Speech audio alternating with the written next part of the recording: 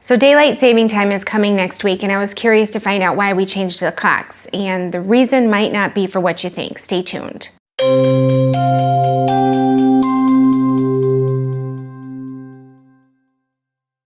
Hey folks, this is Kim. Welcome to livemorenow.net. Some of you may have noticed it's been a while since I posted my last video, and we've been really busy, and I'm hoping to get a little bit more regular with posting, so stay tuned for more. But today I'm going to talk about daylight saving time, which begins March 13th.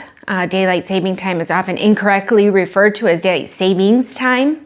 I am not a big fan of the time change. I prefer to go to bed early and get up early, so I would prefer that extra hour of daylight in the morning.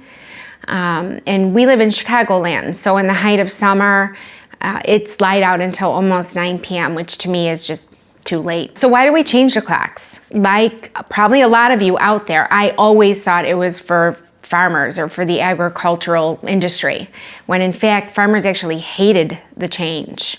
Their schedules are dictated by the sun, not by the clocks. When we change the clocks, their schedules get screwed up. It takes an hour later for the dew to evaporate so they can start harvesting hay. The cows aren't ready to be milked at start time, so that screws up some of their delivery schedules and just kind of wreaks havoc on their schedules. Which I was shocked because I always thought it was for the farmers, when in actuality, Germany was the first to instate summertime during World War I in an effort to conserve electricity. Every other country pretty much followed suit very shortly thereafter.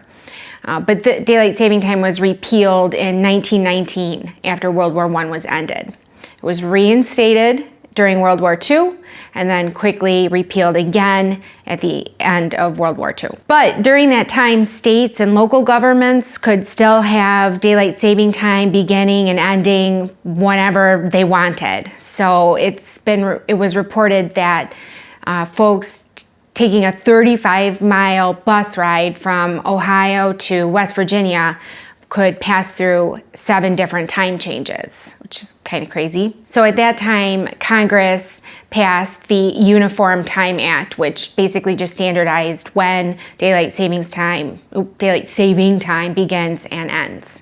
So again, I was kind of left wondering why do we change the clocks? It seems that the folks who benefit the most from the time change are retailers, because people are more likely to shop later and ultimately spend more money as long as it's still light out. Some advocates for daylight saving time say that car accidents are reduced because you're driving more when it's light out, which doesn't really explain then why we would change the clocks back. Some advocates claim that it conserves energy, but with most of us having air conditioners running during waking hours more, any energy savings is quickly offset by our air conditioners running more all day long in the middle of the summer.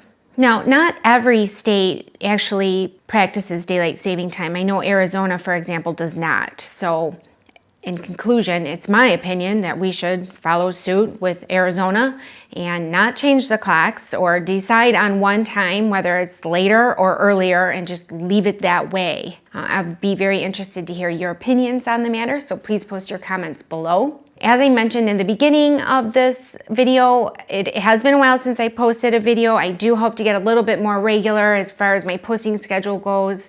livemorenow.net, our core purpose is really about health, wellness, learning new things, how to be better. I hope to incorporate some of the things I'm learning about our small business, because I imagine there's a lot of folks out there who have hobbies that you might like to turn into a small business, whether it's baking cakes or photography. So again, I'm hoping that some of the things that I'm learning along the way will benefit you guys too, and stick around, stay tuned for more. Thank you so much for visiting livemorenow.net.